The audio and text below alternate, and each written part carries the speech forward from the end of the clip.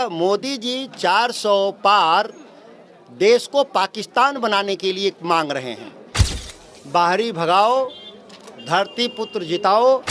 बक्सर में आया हुआ एम्स को भागलपुर ले जाने का लोगों ने काम किया कि यह नौकरी खाने वाली सरकार है मोदी की सरकार। ये नौजवान समझ गया है कि इस बूढ़ा को हटाओ और नौजवानों को देश की सत्ता सौंपो। देखिए, अभी हम लोग बक्सर लोकसभा क्षेत्र में हैं और लगातार क्षेत्र की भ्रमण सुधाकर सिंह जी कर रहे हैं। और आप एक बार पीछे की तस्वीरें दिखाइए कि किस तरीके की भीड़ यहाँ पर जमी है राजद प्रत्याशी को देखने के लिए। क्या लग रहा है सर, इस बार क्षेत्र का माहौल क्या है? बक्सर लोकसभा क्या कह रही है? बाहरी भगाओ, धरती पुत्र जिताओ। बक्सर का बच्चा बच्चा यह नारा दे रहा है और यह बक्सर के लिए राजनीतिक आज़ादी की लड़ाई है। लंबे समय से 24 सालों से बाहर के जो सांसद बने, ये बक्सर के हितों के खिलाफ बक्सर में आया हुआ एम्स को भागलपुर ले जाने का लोगों ने काम किया।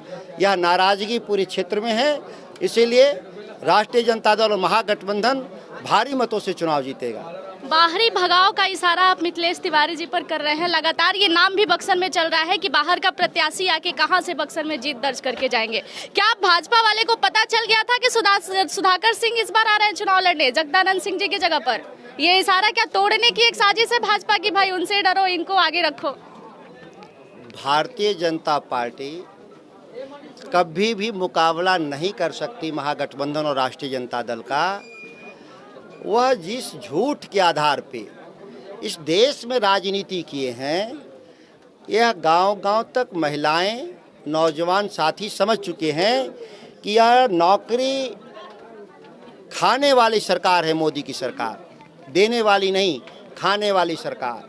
जिस देश में नौजवान 4 साल की नौकरी करेगा और एक 75 साल का बूढ़ा आदमी देश के प्रधानमंत्री के लिए दोबारा तिबारा जनादेश मांगेगा, ऐसा केवल भारत में ही देखा गया। इसलिए नौजवान समझ गया है कि इस बूढ़ा को हटाओ और नौजवानों को देश की सत्ता सौंपो। अभी हम आपके भाषण सुन रहे थे, आपने महंगाई पर भी बात किया है, कहा कि हम गैस सिलेंडर के दाम कम कर देंगे। मोदी जी ने इस बार दावा किया है कि अब की बार 400 पार। अगर इस तरीके का भाषण आप क्षेत्र में दे रहे हैं तो 400 पार करना पॉसिबल नजर नहीं आ रहा है। वह मोदी जी 400 पार देश को पाकिस्तान बनाने के लिए मांग रहे हैं। जहां चुनाव होंगे, किसी को वोट मिलेंगे, प्रधानमंत्री दूसरा बनेगा और सरकार उसकी आड़ में तीसरा चलाएगा। ये पाकिस्तान बनाना चाहते हैं नरेंद्र मोदी, जो भारत की जनता समझ गई है कि क्यों वो 400 मांग रहे हैं।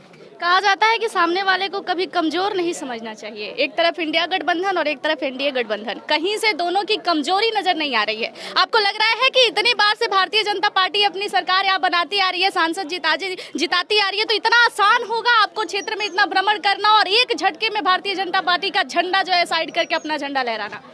देखिए, उनका तो भारतीय जनता पार्टी तो खुद डरी हुई थी, अपने कैंडिडेट को बदल दी डरे हुए, तो पहले ही डरी हुई है। और जिसको भेजी उसके बारे में पहले वाले जो सांसद थे सुनी चौबे कह रहे हैं कि 10 तारीख तक इंतजार कर लीजिए।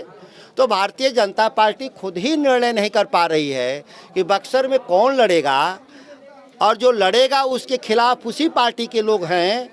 यह तो पूरी मीडिया में बातें हैं, तो वो पहले तय कर ले कि लड़ेंगे, पहले आपस में वो लड़ लेंगे, इसके बाद में मुझसे लड़ने की बात करेंगे। सुधाकर सिंह जी को कहीं से डर नहीं लग रहा है थोड़ा सा भी एनडीए प्रत्याशी? मैं तो नीतीश कुमार से डरा नहीं, तो ये प्रत्याशियों से क्या डरना है? जब बक्सर की जनता के लिए क्या डरे? मैं बक्सर की जनता के लिए ही मैं लड़ रहा था, बिहार की जनता के लिए ही लड़ रहा था। किसानों की आमदनी 2 गुना करने के लिए मैं मंडी कानून बनवाऊंगा, मिनिमम सपोर्ट की गारंटी दूंगा, हर खेत तक मैं पानी पहुंचाऊंगा। ये हमारे स्वाभिमान की लड़ाई है, 80% आबादी की लड़ाई है। और हमारी पार्टी ने कहा है कि हम गैस का सिलेंडर का दाम घटा देंगे, 500 कर देंगे, और हर घर की मालकिन को 1 लाख रुपए रक्षाबंधन की दिन देने का काम करेंगे हर साल। ये मोदी जी वाला चाइनीज गारंटी नहीं, ये ओरिजिनल गारंटी है, डबल गारंटी। अगर इसमें मैं कहा ना, डबल गारंटी, इंडिया गठबंधन की गारंटी और उसके ऊपर सुधाकर सिंह की गारंटी।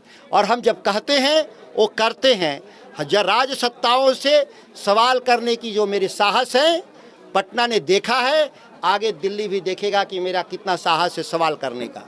देखिए, आप लोग सुधाकर सिंह जी को सुन रहे थे और लगातार इनको समर्थन मिल रहा है क्षेत्र में। अभी ये क्षेत्र में है और क्षेत्र में ही हमसे मिल गए। हम सोचे कि चले 4 मुद्दे पर हम बात करते हैं, क्योंकि बक्सर लोकसभा क्षेत्र भी अभी काफी चर्चे में है 4 प्रत्याशियों के कारण, और कोई किसी से कम नहीं दिख रहा है। लेकिन ऐसे पे अगर ये ऐलान कर रहे हैं और महंगाई पे बात कर रहे हैं, तो भाषण सुन के तो ऐसा लगता है कि थोड़ा दांवपेच फंस रहा है। अब देखना बड़ा दिलचस्प होगा कि आने वाले लोकसभा चुनाव के अंतिम चरण के रिजल्ट के बाद क्या कुछ बदलता है बक्सर लोकसभा क्षेत्र में।